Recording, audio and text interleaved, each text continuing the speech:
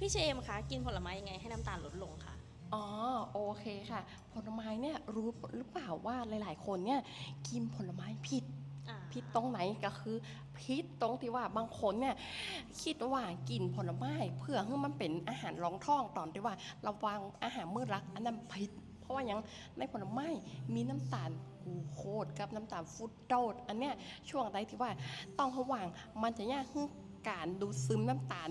ไว้ฉะนั้นน้ำตาลก็เลยปิดพุงเลย นี่คือพิธีหนึ่งพิธีสอง